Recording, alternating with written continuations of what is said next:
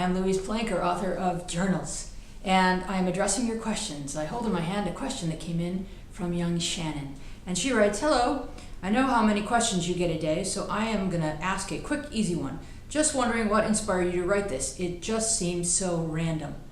Yes, everyone's life, though, is random, don't you think, Shannon? And so I wrote it based on my life, which is that I was a little girl growing up in suburban Buffalo, New York, and my dad was a World War II soldier, and he kept a journal and took some photographs. And so after I grew up, I decided that I would weave his journal together with the story of me as a young girl, and hopefully that it would be something that the randomness of my life would relate somehow to you, and I hope it did, because that was my intent.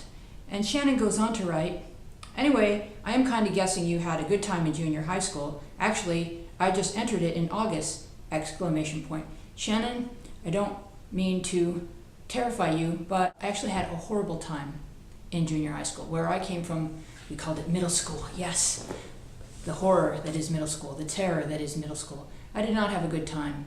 I found that kids in middle school are actually at their cruelest.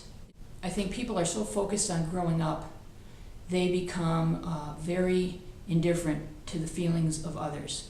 It's a very narcissistic time. Kids are so focused on their own pain that it makes them very insensitive to the pain of others. And that in high school, I was really pleasantly surprised at how everyone had sort of turned a corner and people were once again being nice to me. So you can make it through middle school, and you will, and do it with dignity and come out the other side and you'll be fantastic. But no, I didn't have a good time in junior high. I'm afraid to say that. I'm not afraid to say it. I'll say it quite frankly and quite honestly. Anyway, my story continues because I then got another letter from young Shannon, and she wrote, "OMG, I just wanted to say that was an amazing story. I loved it so much that I read it within 3 hours, several exclamation points. Also, one question, is that story true? Oh, I forgot to tell you that this story is so interesting that this is the very first book I finished, and I am 12 and absolutely hate reading so much, but amazingly, I loved this book." I am really honored, Shannon, that this was the first book that you finished. I hope you go on and read lots of books because there's so many wonderful stories to read out there.